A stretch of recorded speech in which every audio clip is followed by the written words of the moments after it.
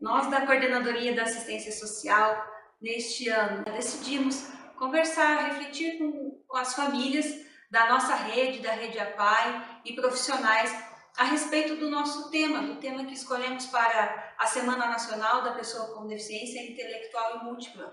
Então, o nosso tema, família, pessoa com deficiência, protagonismo na implementação das políticas públicas. Um tema bastante abrangente, mas que fala muito da nossa caminhada enquanto movimento apaiano, enquanto rede APAE. Gostaríamos de refletir, de pensar um pouquinho, junto com a nossa rede, nas reuniões de família, sobre alguns aspectos. Poderíamos estar falando aqui sobre família, sobre pessoa com deficiência, tratando de conceitos, mas resolvi optar por a gente estar falando um pouquinho sobre o protagonismo, sobre como nós podemos ser protagonistas dentro da nossa rede, dentro do nosso movimento apaiano. Então, protos, que vem do grego, né, protagonista, vem do grego. Protos quer dizer principal, primeiro, e agonista, competidor, lutador. Então, no teatro nós podemos pensar que o protagonista é o ator principal de uma peça de teatro, de uma novela, de um filme. E se a gente for pensar então na nossa vida, por que usamos esse termo protagonista? Porque vamos pensar então o primeiro lutador da nossa vida. Quem é o primeiro lutador da nossa vida? Quem é o ator principal da nossa vida? Somos nós mesmos. Quem vai lutar pela minha vida? Em primeiro lugar, sou eu mesmo. Pela minha vida e pelas pessoas que estão à minha volta. E é dessa forma, pensando nisso, que a Federação Nacional optou também por trabalharmos esse tema. O movimento nasceu com o protagonismo das famílias. Há muitos anos atrás, no Rio de Janeiro, algumas famílias se reuniram e buscaram um atendimento, buscaram inclusão social, buscaram políticas públicas para as pessoas com deficiência, para atender seus filhos. E é nesse sentido que a gente quer hoje reacender essa chama no nosso movimento, para que as famílias continuem e ainda mais exerçam o seu protagonismo dentro do nosso movimento. Mas, diante disso, a gente também, olhando o contexto dessa caminhada que nós temos dentro do movimento apaiano, podemos olhar para as famílias e muitas vezes a própria família ainda não percebe a pessoa com deficiência que está no seu seio enquanto um protagonista, uma pessoa que pode ser protagonista.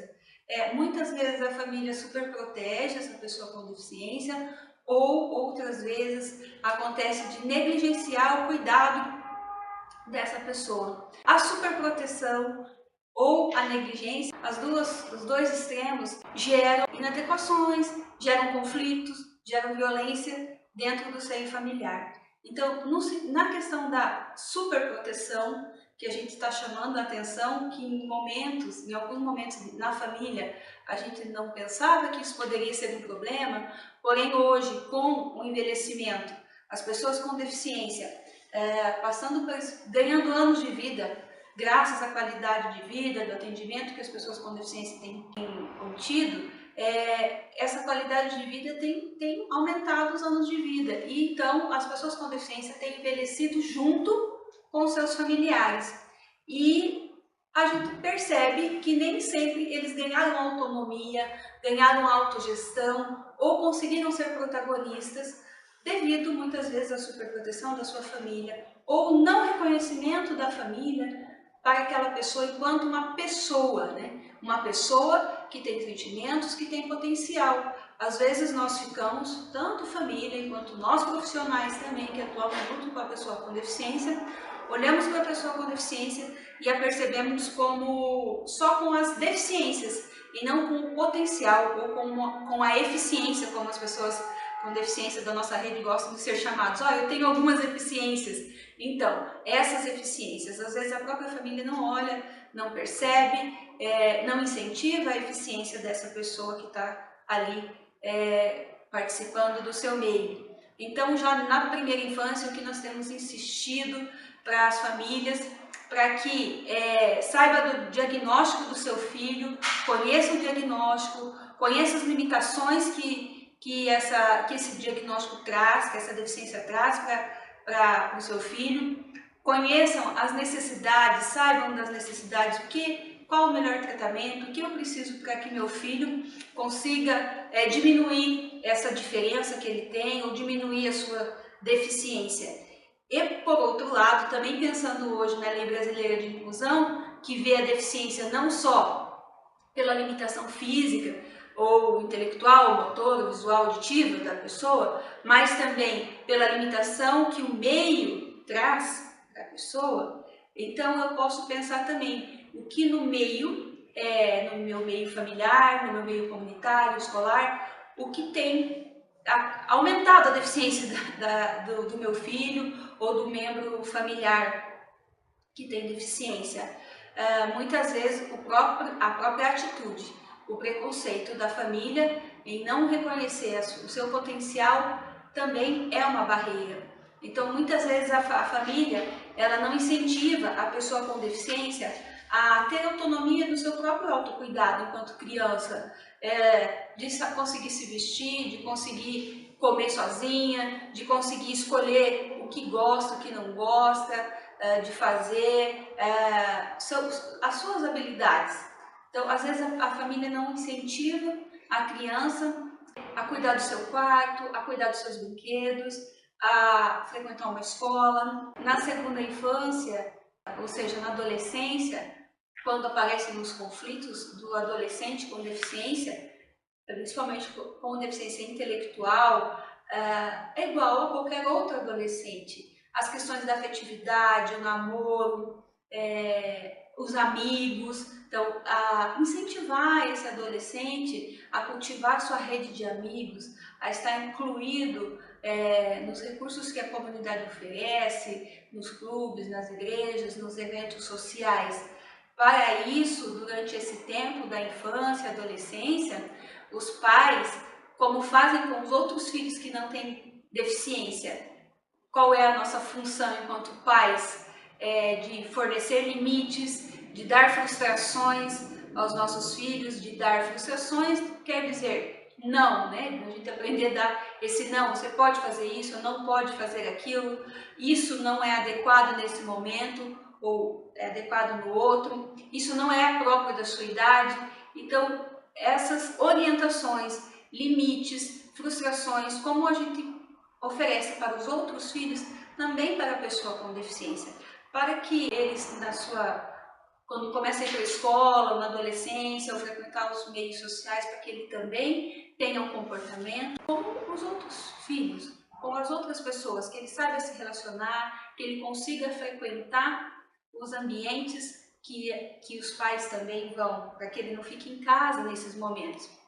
A família extensa muitas vezes abandona a criança junto com o pai e a mãe. Então o tio, a tia, some todo mundo quando tem uma pessoa com deficiência na casa. Muitas vezes o próprio pai e a mãe falam, não, deixa que eu sei cuidar e ninguém sabe, nem o irmão. Os outros filhos dormem na casa do tio, dormem na casa da avó, e esse não pode, tem que ficar aqui comigo, só eu que sei cuidar.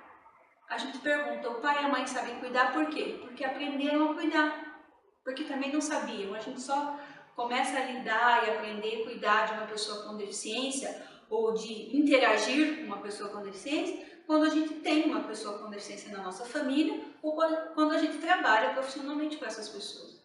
Então, se a família não convive com a pessoa com deficiência, o tio, a tia, o vô e a avó, ele nunca vai aprender a lidar. Temos uma pesquisa na Argentina que foi feita com famílias e os irmãos das pessoas com deficiência. Os irmãos das pessoas com deficiência responderam nessa pesquisa, quando lhe foi perguntado o que eles pensavam sobre o irmão, qual era o sentimento. O sentimento desses irmãos, em sua grande maioria, era de medo, de como seria o futuro, de como se eles conseguiriam ou não cuidar do seu irmão com deficiência, se às vezes o esposo ou a esposa iriam aceitar a pessoa com deficiência, e como seria isso. e perguntado se eles participavam do planejamento do futuro do seu irmão, eles responderam que não, em sua grande maioria. Então, isso é uma coisa que às vezes a família também precisa pensar, que os pais não são para sempre e que a gente precisa estar inserindo a pessoa com deficiência na nossa família extensa. Às vezes a família deixa, fala, não, esse não é problema meu, é problema do pai e da mãe, mas a gente precisa estar fazendo com que eles convivam, os irmãos, os tios e as tias, e conheçam quais são as características dessa pessoa com deficiência. Porque na inexistência do pai e da mãe, essa pessoa vai ficar no abandono, ou ninguém sabe quais são as características. Então, a propensão à violência, ao abandono, aos conflitos familiares aumenta e muito. É o que a gente tem visto hoje. Então, fortalecer os vínculos familiares da pessoa com deficiência, eu família, protagonista desse processo, eu fazendo com que meu filho seja inserido na minha própria família. Esse é o principal protagonismo. É ele, meu filho, sendo o autogestor da sua vida cotidiana, da sua vida diária, sabendo cuidar-se, cuidar do seu ambiente, cuidar da casa, fazer as tarefas da casa como os outros filhos fazem, interagir com os vizinhos, com os colegas, dormir na casa do vô, da avó, passear, namorar, ser incluso no mercado de trabalho, tanto trabalhos formais quanto informais. Então, uma imensidão de atividades que as pessoas com deficiência podem fazer como as pessoas que não têm deficiência. Partindo dessa questão do protagonismo frente à política pública, só a partir do momento que eu tenho esse protagonismo dentro da minha própria vida, se eu sei quais são as minhas limitações e quais são as minhas necessidades, aí sim eu posso reivindicar meus direitos. Porque eu sei, olha, eu preciso disso, eu preciso daquilo, então eu vou me juntar. Esse é o chamado que a Federação das APAES tem nesse ano. Família, seja protagonista junto ao movimento apaiano, participando das diretorias da sua APAE, participando dos eventos, das campanhas, de todas as promoções que a APAE do seu município realiza, oferece, e as próprias campanhas, as lutas que nós, enquanto movimento apaiano, temos enfrentado, temos conseguido êxitos, muitas vitórias por estarmos juntos, família, pessoa com deficiência e também gestores profissionais do movimento apaiano.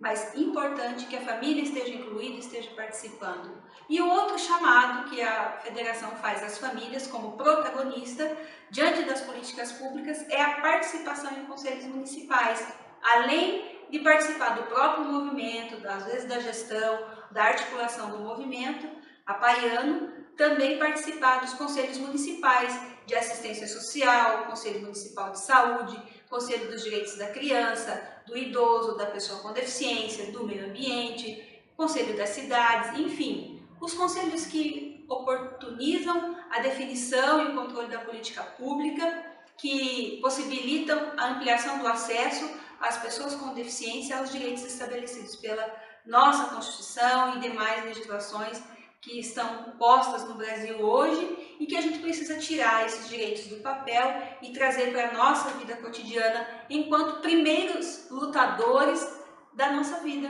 primeiros defensores da nossa própria vida.